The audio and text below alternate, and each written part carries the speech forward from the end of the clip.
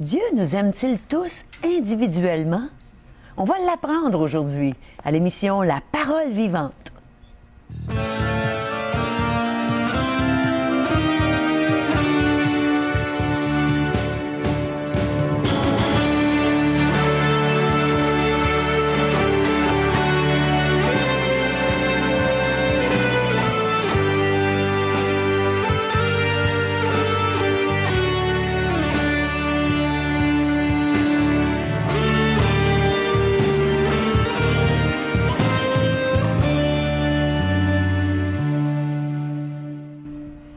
Bonjour chers amis et bienvenue à l'émission La Parole vivante.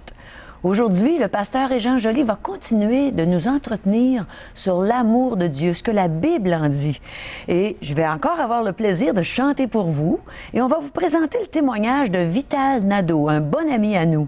Alors, vous allez avoir un temps exceptionnel avec nous aujourd'hui à l'émission. Et n'oubliez pas qu'on veut vos commentaires, vos questions. Alors, téléphonez-nous à 1-877-l'Espoir, 1-877-537-7647 ou bien visitez notre site web espoir.ca. Alors, Régent est avec nous aujourd'hui. Comme d'habitude, Régent, c'est tellement une joie. J'ai toujours hâte d'entendre ce que tu vas partager avec nous. Nous allons prendre ce grand amour divin et on va se l'approprier personnellement. Un bel exemple pour cela, c'est lorsque deux personnes décident de fonder un foyer. Alors, c'est pas seulement la maison, pas seulement l'appartement, mais fonder un foyer, c'est-à-dire de se retrouver seul, tête à tête. C'est ça le foyer. Alors, je vous invite à passer devant une personne qui a l'autorité de nos gouvernements pour vous marier, tout d'abord, de faire vos vœux, l'échange de vœux, puis ensuite de vous bâtir ce foyer. Parce qu'on veut se retrouver dans une intimité pour manifester encore d'une façon plus spéciale, plus précise, cet amour. Eh bien, l'Évangile nous dit que Jésus-Christ est parti préparer une place pour ceux qui lui appartiennent, afin de pouvoir se retrouver dans cette intimité. C'est la relation qu'il désire avec chacun d'entre nous. C'est ce qu'on va voir dans les prochaines minutes. Individuellement, on va se l'approprier aujourd'hui. Et j'ai bien hâte d'entendre ce que tu vas nous partager, Régent. J'aime tellement entendre parler de l'amour de Dieu, cet amour qu'il a manifesté en Jésus-Christ, notre Sauveur merveilleux.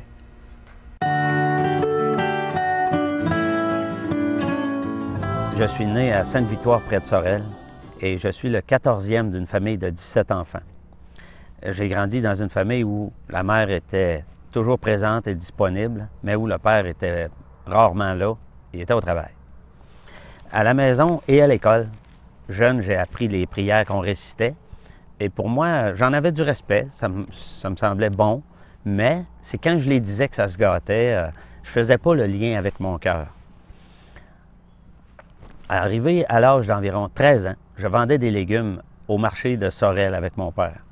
Et un homme qui avait une table en face de nous m'a fait venir et m'a demandé « Si tu mourais aujourd'hui, serais-tu certain d'être sauvé, d'avoir la vie éternelle? » Cette question-là m'a assommé parce que je ne m'y attendais absolument pas. Je me demandais comment est-ce que lui peut aimer parler d'un tel sujet qui, moi, me troublait tant. Et il avait l'air de m'en parler. Il m'a dit qu'il était sauvé, qu'il était certain d'avoir la vie éternelle, que Dieu, dans sa parole, dans la Bible, nous dit comment faire pour être sauvé. Et donc, lui était certain. Il y avait une paix là, face à l'éternité. Cet homme-là m'a donné un traité. Il m'a parlé de la Bible un peu. Et je suis parti. Puis, arrivé un peu plus tard, en allant à l'école, j'avais un long trajet d'autobus et je me questionnais sur le sens de la vie. Dans ces années-là aussi, dans ma famille, on a eu beaucoup de remises en question sur les valeurs spirituelles. Ça a discuté abondamment. Et ma mère m'a donné un Nouveau Testament. Dès que j'ai commencé à lire le Nouveau Testament, j'étais émerveillé de voir la simplicité qui s'en dégageait, comment Jésus se révélait à nous. Et je comprenais très bien aussi que personne ne pouvait se comparer à Jésus. Il était unique, il était le Christ, le Sauveur, le Fils de Dieu, fait homme. J'ai lu comment Jésus a été tenté sans péché. Celui qui dit à son frère insensé mérite d'être puni par le feu de la géhenne. Ça, c'était chose courante chez nous, malheureusement. Mais ça méritait le feu de la géhenne. J'ai lu dans un autre passage, moi, voyez-vous, je me pensais en sécurité parce que je faisais partie d'une grande religion. Jésus, lui, dit, « Entrez par la porte étroite, car large est la porte, spacieux est le chemin qui mène à la perdition, et il y en a beaucoup qui entrent par là. Mais étroite est la porte, resserré le chemin qui mène à la vie, et il y en a peu qui les trouvent. » Alors, ça ne me donnait pas de l'assurance, ça. Un ami qui m'a emmené à une réunion où environ une vingtaine de personnes se rencontraient pour étudier la Bible et pour prier. J'ai remarqué que ces gens-là ne disaient pas des prières toutes faites, mais ils parlaient à Dieu. Et ils demandaient des choses à Dieu, comme on parle à un ami de qui on s'attend de recevoir quelque chose. Et ils connaissaient ce Dieu-là. C'était différent. Le conducteur, quand il enseignait, les gens suivaient avec la Bible pour voir si ce qui était enseigné était conforme à la parole de Dieu. Et puis, il y a un verset, entre autres, qui m'a bien touché. C'est « Car le salaire du péché, c'est la mort, mais le don gratuit de Dieu, c'est la vie éternelle en Jésus-Christ, notre Seigneur. » Là, je commençais à avoir la possibilité d'être certain d'être sauvé. Mais toute cette façon de penser était tellement différente de ce que j'avais appris jusque-là. Là, par contre, j'étais conscient que c'était la Bible que je déballais jour après jour quand je la lisais. Après 7 ou 8 réunions, celui qui enseignait est venu me voir et il m'a demandé « Vital, serais-tu certain d'être sauvé si tu mourais ce soir? » J'ai dit « Je ne le sais pas, je ne suis pas sûr. » Et il m'a dit un verset. « Je vous ai écrit ces choses afin que vous sachiez que vous avez la vie éternelle, vous qui croyez au nom du Fils de Dieu. » Alors, tu vois, il me dit, « Moi, je suis certain d'être sauvé. Toi, tu ne le sais pas. Et si je te le montre avec la parole de Dieu, vas-tu l'accepter? » J'ai dit « Oui. » Et j'ai été bien attentif. Il m'a montré par des versets de la Bible que j'étais un pécheur, que je ne pouvais pas me sauver moi-même, mais que Jésus était mort sur la croix pour payer pour mes péchés et qu'il m'offrait donc le pardon gratuitement à moi coupable. Jésus est le seul qui puisse te sauver. Ce n'est pas la religion qui peut te sauver. Je devais simplement me détourner du péché et me tourner vers Jésus pour être sauvé. De mettre ma confiance en lui à 100% et sur lui seul. Et il m'a dit, si tu crois seulement, on peut prier. J'ai dit oui, je crois en Jésus-Christ. Et puis on a prié. Là, j'ai demandé à Dieu le pardon de mes péchés et la vie éternelle. J'ai reçu le Seigneur Jésus-Christ dans mon cœur comme mon sauveur personnel. C'était un vendredi soir de septembre 1976. J'avais 17 ans. Et ça n'a plus jamais été pareil après. Maintenant, j'étais certain d'être sauvé. Et bien des années plus tard, j'ai toujours cette belle assurance dans mon cœur. Et j'ai continué de lire la Bible. Ça n'a fait que confirmer ma foi et mon salut. Et vu de l'extérieur, j'ai une vie tout à fait normale, comme toutes les autres personnes, tout bon citoyen. Mais dans mon cœur, j'ai l'assurance que je m'en vais au ciel quand je vais mourir.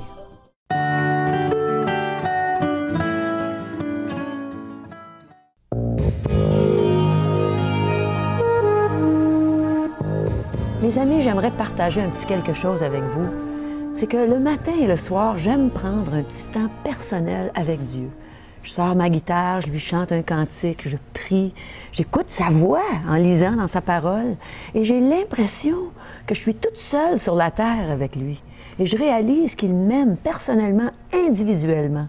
Et c'est là-dessus que tu vas nous entretenir, je pense. Caro, tu viens de nous exprimer ce que Dieu recherche de chacun d'entre nous. Je dis bien de chacun d'entre nous, de chaque personne à l'écoute, petit, grand, homme, femme, peu importe la race, la langue, la couleur. Dieu cherche un contact avec vous, un contact personnel. C'est écrit en toutes lettres dans les Saintes Écritures, dans la Bible, dans son message. L'Évangile selon Jean, chapitre 3, verset 16. On pourrait le citer par cœur, mais on va le lire. Jean 3, 16. Je vais le dire avec toi, Régent. Car Dieu a tant aimé le monde qu'il a donné son Fils unique afin que quiconque croit en lui ne périsse point, mais qu'il est la vie éternelle. On a fait nos devoirs? C'est vrai. On a cité une grande et belle vérité que nous retrouvons dans la Bible, dans le message que Dieu a laissé à l'humanité et à quiconque veut bien y croire. Oui. Car Dieu a tant aimé le monde. Vous allez me dire, c'est un message universel. On va décortiquer ce message, ce texte. Dieu, celui qui aime le plus, a tant aimé, le plus grand amour qui n'a jamais existé depuis la création et qui n'existera jamais encore. C'est le seul unique amour. Le monde, la plus grande compagnie, qu'il a donné le plus grand geste, le plus beau geste, son Fils unique, son plus beau don. Afin que quiconque, la plus grande occasion, croit en lui, la plus grande simplicité, croit en lui et ne périsse point, le plus grand appel, mais qu'il est la plus grande certitude, la vie éternelle, la plus grande promesse. On pourra en parler longuement. Es-tu en train de dire qu'on peut être sûr d'avoir la vie éternelle? L'assurance, la certitude de savoir que maintenant je ne suis plus un être perdu, mais un être qui possède déjà au moment présent, à l'instant que je fais ce choix, que je prends cette décision d'implorer Dieu, d'accepter son amour, son don d'amour qui est le Fils, son Fils Jésus, j'ai l'assurance de la vie éternelle. C'est merveilleux. De lui appartenir, pas uniquement un jour, une semaine, un mois, une année, mais pour toujours. Pour toujours, l'éternité. Ah donc, vivre sans cet amour. Vivre sans cet amour. Imaginez, c'est se priver de ce qui est essentiel pour la vie. Et nous avons besoin de cet amour, un amour de Dieu, un amour divin. Est-ce que tout le monde a besoin de l'amour de Dieu? Je vais vous expliquer ça par le fait d'une belle illustration. Vous avez un télescope chez vous, et là vous commencez à scruter le ciel. Vous voyez des milliers d'étoiles, de planètes, et voilà qu'à un moment donné, vous focalisez vers une planète. Supposons que c'est Jupiter. Alors là, votre télescope est vers Jupiter, et Jupiter, vous la faites ressortir de toutes les autres planètes, tous les autres astres. Maintenant, il n'y a plus que Jupiter devant vos yeux par le télescope. Alors, autrement dit, vous vous approchez de ce qui est loin par ce fameux télescope, et c'est la même chose. Par l'amour divin, Dieu vous attire vers lui personnellement. L'amour, c'est comme ce télescope de Dieu. Il voit tout l'univers, il voit tous les êtres humains qui composent l'humanité, mais présentement, il est en train de vous attirer, de vous faire ressortir de tous les autres astres humains, des êtres humains, afin de pouvoir focaliser vers vous. Est-ce que Dieu voit chacun de nos téléspectateurs Chacun des téléspectateurs individuellement. Présentement, là, Caro, il a les regards sur vous, je pourrais dire sur toi, tout en restant poli, sur toi. Il a les regards sur toi. Pourquoi? Parce qu'il voudrait faire une demeure, il voudrait faire ta demeure dans les lieux célestes. Jean 14, les versets 1 et 3. Encore Jésus qui parle à ceux qui ont fait un choix de suivre, de marcher avec lui, de l'accepter comme maître, comme seigneur de leur existence. Que votre cœur ne se trouble point. Croyez en Dieu, croyez en moi, il y a plusieurs demeures dans la maison de mon Père. Si cela n'était pas, je vous l'aurais dit, je vais vous préparer une place. À chacune de ces personnes, il est en train de leur dire, je m'en vais te préparer ta place, Pierre, je m'en vais te préparer ta place, Jean, je m'en vais te préparer ta place, Thomas, hein? Même Thomas? Je m'en vais te préparer ta place. Alors, chacune de ces personnes avait sa place. Maintenant, la question c'est, croyez-vous qu'il peut y avoir une place pour vous au ciel? Oh là là. Je vais la poser autrement. Croyez-vous qu'il peut y avoir une place dans le cœur de Dieu pour toi? Ça prend un grand cœur, je pense, hein, s'il y a de la place pour chacun de nous individuellement. Croyez-vous cela? Et si vous y croyez, avez-vous maintenant cette assurance que vous avez cette place dans le cœur de Dieu? Comment est-ce qu'on peut faire, les gens, pour avoir cette assurance d'avoir une place dans le cœur de Dieu? Alors, tout comme ce télescope qui saisit une planète parmi tant d'autres et qui nous la rapproche, eh bien, c'est la même chose. Il faut saisir cet amour de Dieu qui me rapproche de cet être qui est Dieu.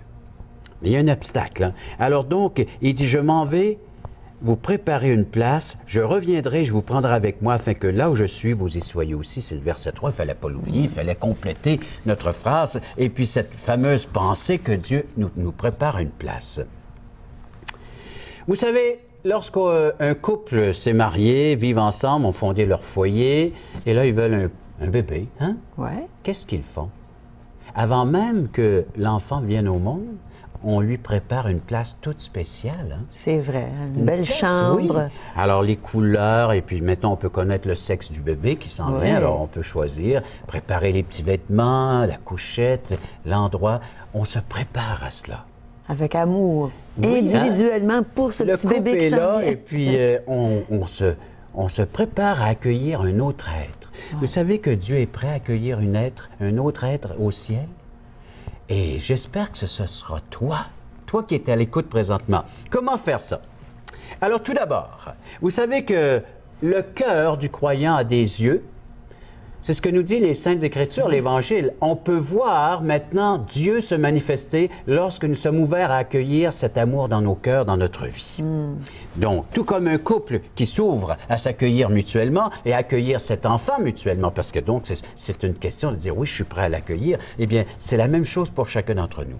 Réfléchissez un peu à ce que Dieu est prêt à faire dans votre vie. Ayez les yeux du cœur, que vous puissiez devenir ce croyant selon les Saintes Écritures. Un cœur qui est réceptif, qui accueille ce que Dieu est prêt à vous donner maintenant.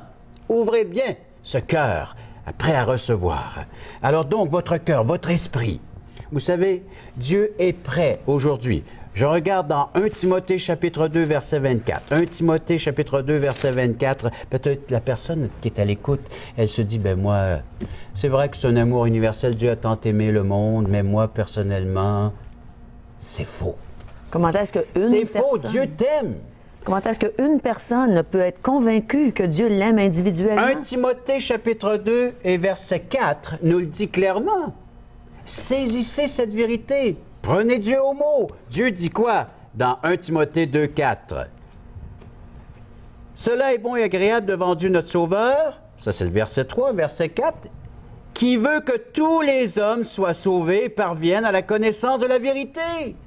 Il veut que tout le monde soit sauvé. Il veut que tout le monde soit sauvé et parvienne à cette vérité. Même les plus grands pécheurs, Les gens. plus grands des pécheurs. C'est le cœur de Dieu qui parle ici, présentement. C'est pas mon cœur, c'est pas le tien. Oh, nous, on voudrait bien, on va prier pour ces gens-là. On va faire ces émissions, on va les produire ensemble en équipe. Pourquoi? Parce qu'on voudrait que les gens rencontrent ce Dieu et cet amour divin qui est là pour chacun d'entre eux. Mais c'est à eux de s'approprier maintenant.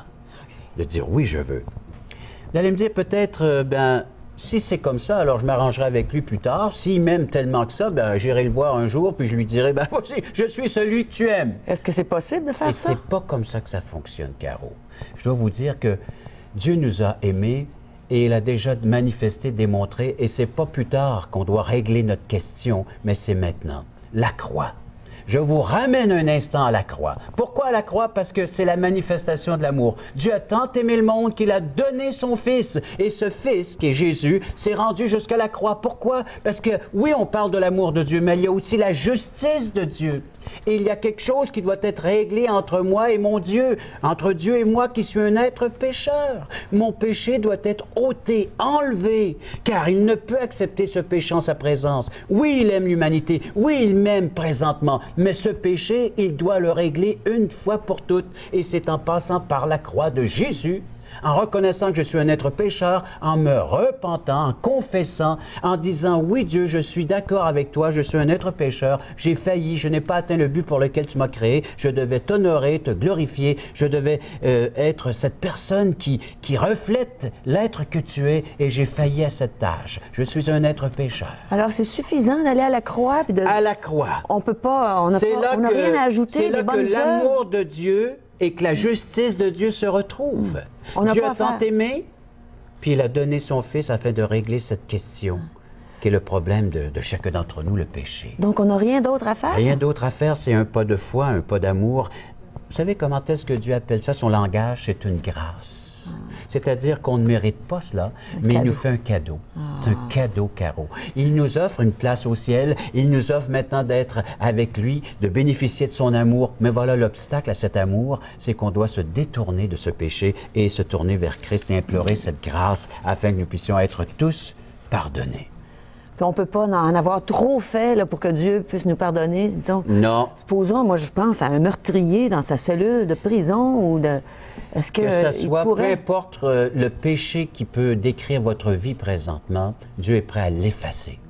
Il est prêt à l'ôter maintenant, à effacer entièrement cette dette afin que vous puissiez maintenant vivre en paix, en harmonie. Vous savez, ça me fait penser à l'exemple d'une maman qui avait dit à sa fille, là, arrête de voler les objets qui appartiennent aux autres à l'école parce que je vais devoir te punir. Mais voilà qu'elle vole encore. Et la maman dit, bon, je t'avais dit. Alors elle met une petite aiguille dans le feu pour... c'était de brûler la main de la petite fille, mais maman a brûlé sa main à elle. Et c'est ça que Dieu a fait. Dieu a dit, garde, je ne peux plus tolérer le péché en ta vie, mais maintenant, il a frappé son Fils afin que nous puissions avoir la vie. Et toi, si tu places aujourd'hui ta foi dans le Fils, tu as cet amour, tu as ce pardon et la vie éternelle. C'est merveilleux. Et c'est ce que j'ai fait il y a 30 ans. J'ai reçu ce cadeau de la vie éternelle, cet amour de Jésus. Et dans mon débordement de reconnaissance, j'ai composé un chant que j'appelle mon chant d'amour. J'aimerais que vous l'écoutiez en ce moment.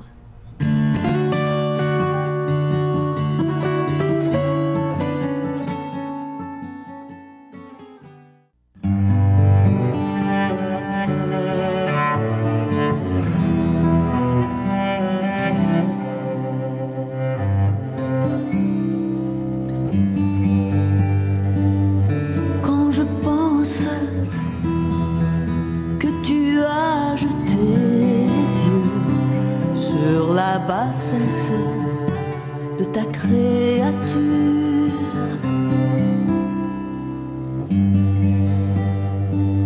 et quand je pense que le créateur de l'univers est descendu pour moi sur cette terre, alors je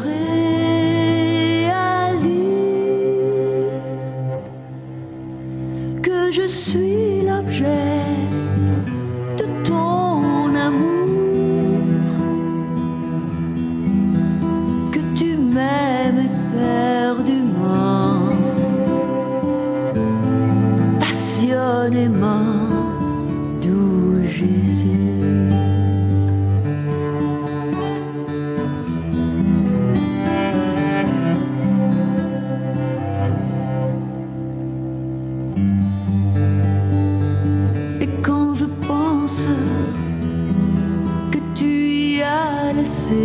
Ta peau afin de m'offrir le plus beau cadeau,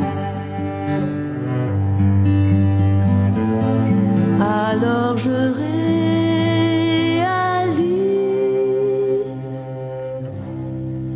que je suis l'objet de ton amour, que tu m'aimes éperdument, passionnément, doux Jésus.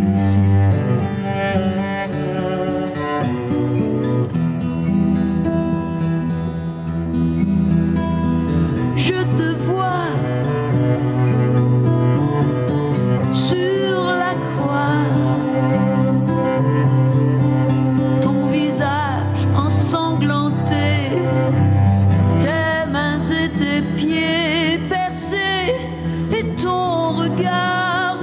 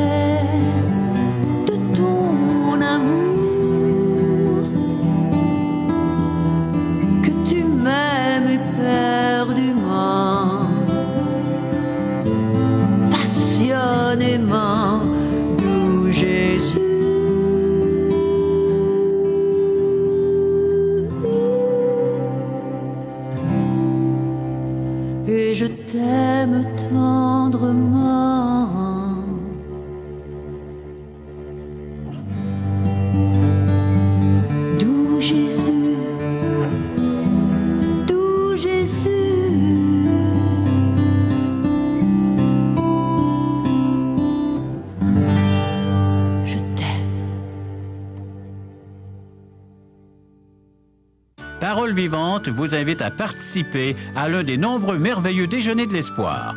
Ces déjeuners ont lieu dans plusieurs restaurants réputés de la région et vous sont offerts gratuitement. Venez entendre le témoignage d'une vie transformée par la puissance de Dieu. Pour connaître les détails concernant l'endroit, la date et l'heure pour votre région, composez le 1-877-537-7647 ou notre site web www.espoir.ca.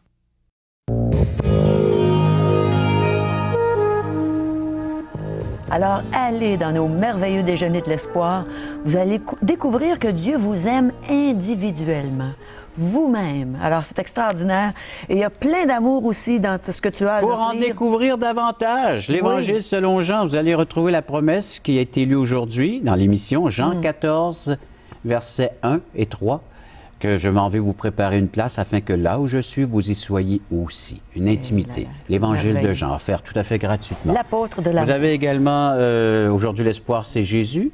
Oui. Un bref résumé du message de Dieu pour chacun d'entre nous. Pourquoi pas se l'approprier? Oui. Et également, les réflexions quotidiennes sur la parole de Dieu, à établir cette relation que Dieu désire tant avec nous. Oui. Il veut échanger avec nous nos idées, ses idées. Oui, la revue En Réflexion Contact. en contact. Et les questions fondamentales de J. Blanchard. Tout cela s'est offert gratuitement afin que vous puissiez poursuivre vos recherches dans les Saintes Écritures. Alors, vous voulez en avoir? Allez, téléphonez-nous à 1-877-l'Espoir, 1-877-537-7647 ou visitez notre site web espoir.ca. Alors, on a hâte de vous retrouver avec nous à l'émission La Parole Vivante.